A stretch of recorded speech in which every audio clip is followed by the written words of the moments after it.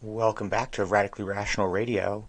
Previously, when talking about China, we've discussed the Yuan and BRICS and how it could affect the US dollar on the world stage, because that can have a cascading impact on everything happening in Americans' lives, especially since we import everything.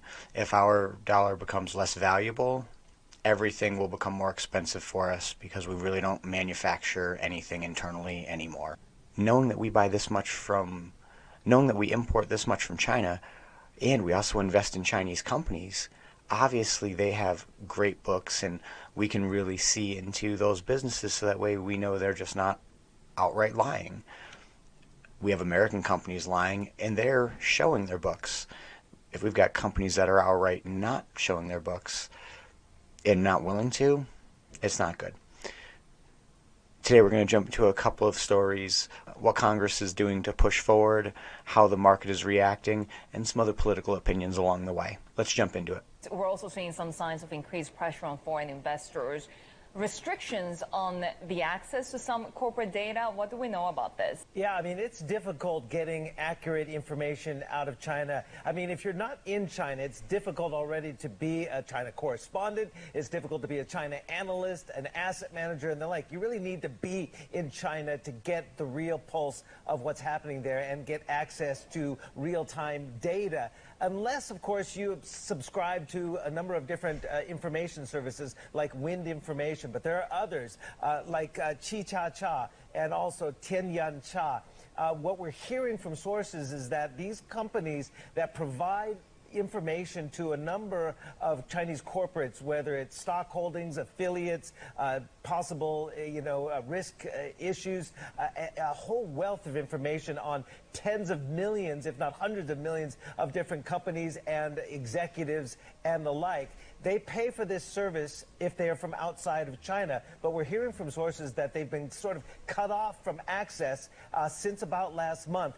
Locals probably can get circumvent these new regulations. They can probably get a lot of this data. But if you're outside of China, now because it's being cut off, whether it's because of national security risks, data security risks, or what, it is much more difficult. In China, there are gray, if not black markets for just about everything, including financial data. Now, even the AmCham president, American Chamber of Commerce in China president, is saying our clients are spooked. Who's going to be the next Bain? Because Bain and other Minsk Group and other consultancies, U.S. consultancies in China, they have, according to local media in China, have had authorities essentially visit them, another word, a euphemism for being raided. So there's risks now, added risks to foreigners doing business, which was always risky in the first place. On the face of things, this would sort of defy what the Chinese leadership has been saying, whether it's Xi Jinping or the new premier, Li Qiang, that China is open for business. Now that China is opening up from COVID-0, we want to attract the foreign investment, et cetera, et cetera. But this is obviously adding a lot more hesitancy, if you will, about investment plans going into China, especially if there are potential espionage risks going forward. We don't really need to theorize very long why the CCP is now doing this. We just brought the president of TikTok, the CEO of TikTok, to America, and we grilled him, and then we tried to make the Patriot Act 2.0, giving our government a level of control, a level of access to data that would remove privacy on a level that we could never, ever get back. And they use TikTok as the excuse. China and the CCP have never cared about any other country other than themselves. The CCP and China have no problem going to every Chinese firm and no longer allowing them to release corporate data. China doesn't give a fuck. Period. So to think that there would not be consequences for what we did to the CEO and president of TikTok is ridiculous. To think that there wouldn't be repercussions for what we did to the CEO of TikTok was just naive. This is a two-front battle. For the most part, they just sit there and kowtow to China because it is so profitable for them politically, privately, and it makes the country easier to live in if we take their goods. But now they are messing with the Wall Street side, and they can't not do something about that. The CCP has not only started cutting off information on all of its businesses, they're now also cutting off our ambassador as well. This is the CCP beginning to play its turn. These aren't happenstance. The CCP is not actively engaging with Russia to build a strong relationship, moving to take over Taiwan, and now restricting us. They found a partner. They've only ever claimed that that island is theirs, and they're about to decouple from the United States. And they're going to make a play to be the next world power, and we're going to have to defend our role, and we are not in a position to do that. Now, nothing's going to happen right now. This is the calm before the storm. An election is going to happen. The CCP thinks in terms of 100-year plans. They are going to wait one more year. They will find out what America is going to do, and then they will act accordingly. Unfortunately, America is not picking its future based on knowing that we have another player on the board trying to do this. America is trying to stay divided, and that only weakens ourselves. This isn't about right versus left. It is honestly about individual self-reliance. The person, the family, the house, the town, the local region, the state, and then the country. However, over the past 20 years, we have really just weakened the foundation of our country while making our federal government inflated, lazy, and we have a system of power based on a popularity contest that less than 50% of Americans vote on. I guess the federal government has done one thing successfully. It has genuinely gotten us to believe that we are great, regardless of the foundation, and that will be our downfall, is the downfall of everyone. Hubris. So now let's go into what the CCP is doing to American ambassadors. At an event yesterday, the U.S. ambassador to China, Nicholas Burns, said the two countries need better communication channels. And he added that the Biden administration hopes China will, quote, meet us halfway. Those comments come amid high tensions between both countries, sparked by several events. NBC News global security reporter Dan DeLuce joins us. Dan, first of all, what more did Burns say, and why is the Biden administration making this move now? Burns said, Joe, that the U.S. was ready to talk. It was really a pretty loud and clear signal, kind of an olive branch he was waving, saying, yes, we have these disagreements, but we want, these deeper communication channels to restore some of the talks they had with different departments at cabinet level, Treasury, Commerce, and the Pentagon that have been canceled or shut down as tensions have soared. But of course, the ball is sort of in the Chinese court right now. Talk to us about the tensions that have been brewing between both countries. Is it possible for both sides to actually have productive talks despite all these problems? And what would that even look like?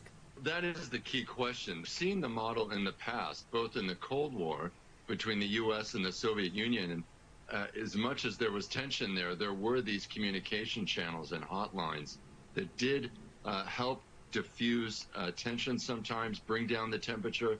And then we've had more communication with China in the past. And it's really in the past several years that it started to deteriorate. And then it's really gotten bad in the past maybe 2-3 years. And so I think the U.S. feels that there are issues they can talk about. They can talk about climate. There is some common ground there. They can talk about the global economy, even if there's a lot of disagreement about trade.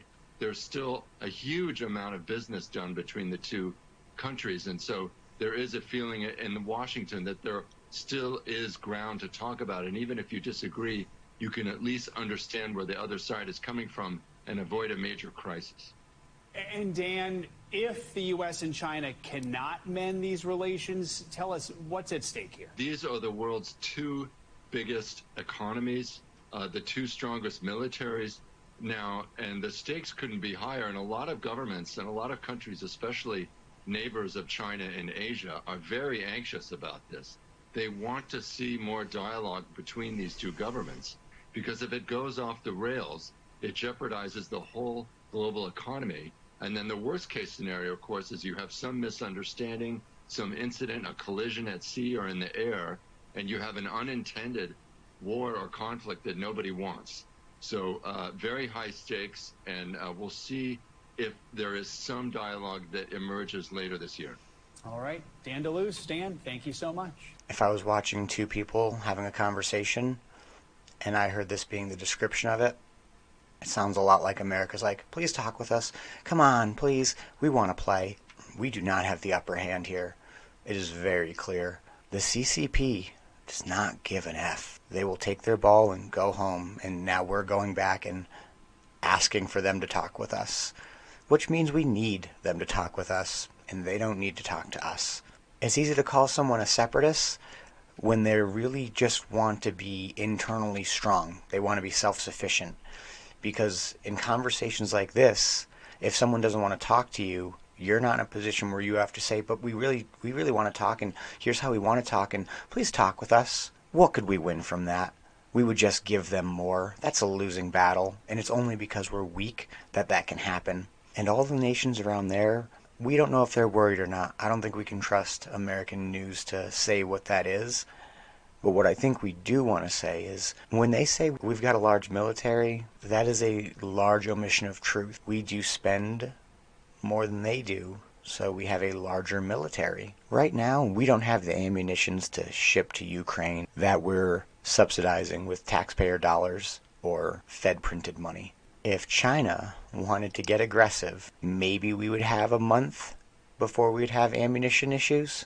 I assure you, China will not have that problem. They have put no support into these wars, and they've spent very little resources playing with Taiwan, forcing them to burn their vital resources. There's no question that Taiwan is very low on oil and ammunition, because every time the CCP does a flyby, Taiwan has to put planes in the air too. And now they've got to train more, so they're spending more ammunition. It's not an infinite supply, people. This is not a video game. This is a game of logistics, period.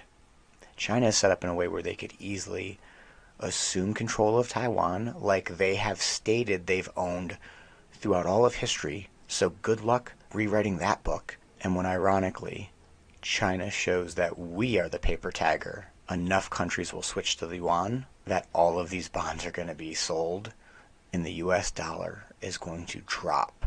And the effects on the US dollar are going to be hyperinflation that we've never seen before. The only way we could negate hyperinflation hurting us on a real level is if we import everything. Currency is a form of exchange. We create debt so that way it feels real. Just know that if things get expensive, it's because we're buying them from a different country and our money's not worth as much anymore.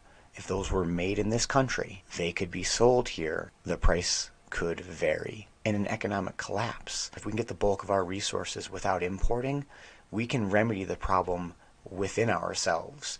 Yes, the labor laws. Yes, debt. There's a lot of things that could get in the way. But if we are buying stuff from other countries and our money is no longer as valuable as it was, they will be more expensive. And we won't have the money. So we might as well just make it ourselves, not stress over the money. The free market will allow Americans to survive, period. This episode has been way more doom and gloom than I expected. I hope you learned something. I'm Tristan. This is Radically Rational Radio. I'll see you in the next episode. Stay resilient.